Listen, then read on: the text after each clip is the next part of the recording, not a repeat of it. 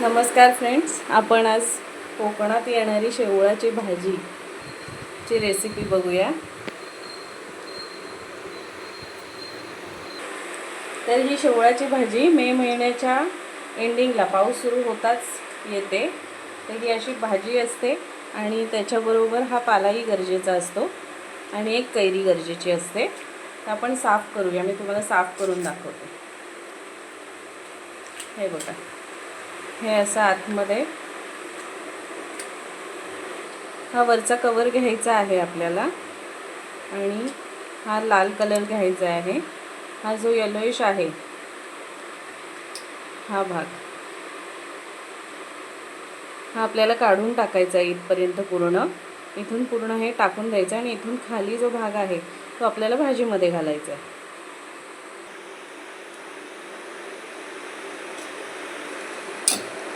हे बघा, अशा प्रकारे हा भाग आपल्याला काढून टाकायचा आहे आणि ही पूर्ण भाजी आपल्याला घ्यायची कापून। तर मी सगळी आता कापून साफ करून घेते।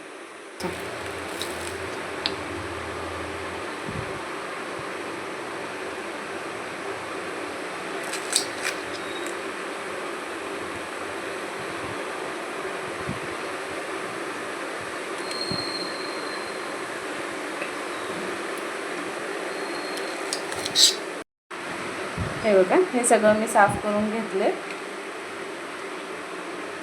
आता आपण जो पाला आणलाय तो साफ करून घेऊ। हे बघा, यातला आपल्याला कवळा जो पाला आहे तो घ्यायचा आणि घ्यायचाच आहे। हा नाही घेतला तर आपली भाजी व्यवस्थित होणार नाही, घशाला त्रास होईल। आणि जे आपण येलोपणा काढून घेतलाय तोही काढायचा आहे, कारण त्यानेही घशाला त्रास होतो, भाजी खराब होते। हे बघा, मी पालाही साफ करून घेतलाय। भाजी आता मी ही चिरून घेते। भाजी बारीक बारीक आपल्याला चिरून घ्यायची आणि मग ती उकडत लावायची। हे बघा, अशी बारीक बारीक मी चिरून घेतले। थोडी मोठी असेल तरी चालेल, आपल्याला ती शिजवायचीच आहे। आणि ही स्वच्छ धुवून घेणार आहे आणि त्याच्यामध्ये हा पालासुद्धा मी टाकणार आहे। ही भाजी आता मी स्वच्छ धुवून पानंसुद्धा धुवून त्याच्यामध्ये घेतलेली आहे आणि ही मी मूग डाळ आणि तूर डाळ दोन्ही पण धुवून घेतलेले आहे, तेही त्याच्यात घालायचं आहे आपल्याला।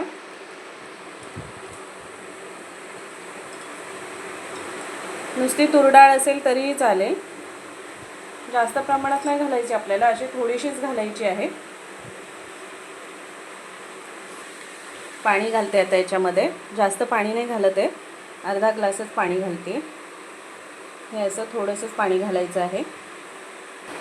हे आता मी कुकरला लावून घेते। कुकरला 5 ते 7 शिट्या घ्यायच्या आहेत। जर असं वाटलं नाही शिजले तर अजून 2 शिट्या घेतल्या तरी चालतील।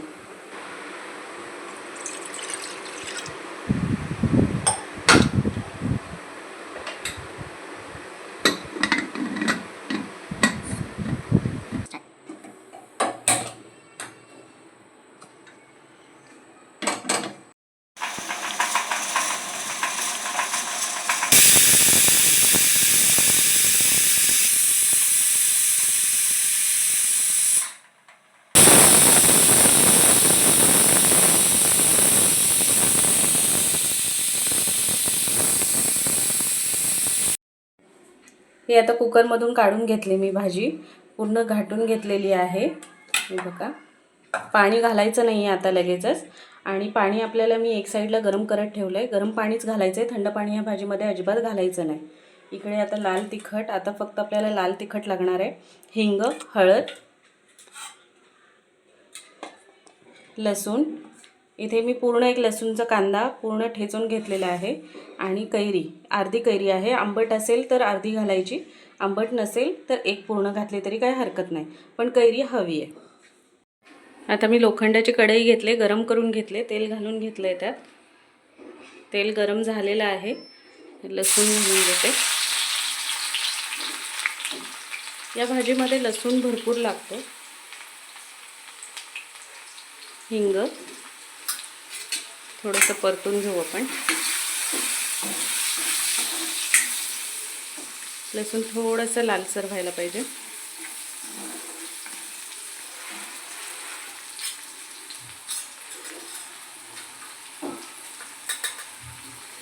हळद, लाल तिखट चवीनुसार, किती तुमचं तिखट आहे त्यानुसार घालायचं आहे.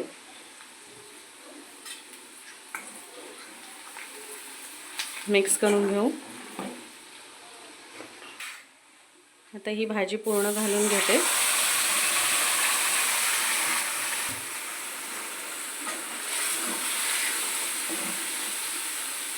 आता यामध्ये मी गरम पाणीच घालणार आहे. थंड पाणी अजिबात घालायचं नाही आहे. भाजीच्या पातेल्यात मी गरम पाणी घालून घेते.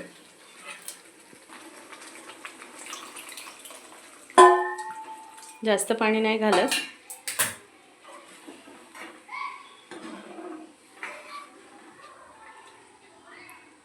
आता ही थोडी शिजवून द्यायची आहे.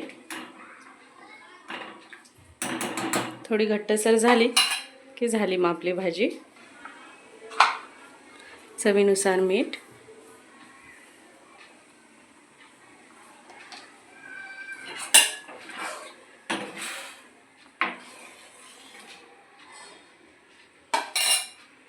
आता हे कैरी घालून घेते.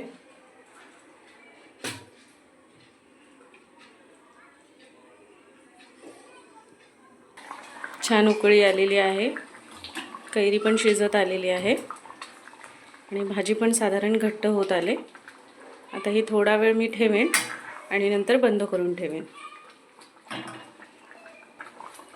भाजीला छान घट्टपणा आलाय. आता झालेली आहे भाजी. मी आता बंद करून ठेवते. पण ही भाजी लोखंडाच्या कढई केल्यामुळे मी लगेच काढून ठेवणार आहे, नाही तर काळी पडते. त्यामुळे लोखंडाच्या कढईमध्ये कुठलीही भाजी केली तरी ती लगेच काढून ठेवायची, म्हणजे ती काळी पडणार नाही. अशा प्रकारे आपली भाजी रेडी झालेली आहे. गरम गरम भाकरीसोबत खूप छान लागते. तर नक्की करून बघा आणि माझ्या व्हिडिओला लाईक करा आणि सबस्क्राईबसुद्धा करा. थँक्यू.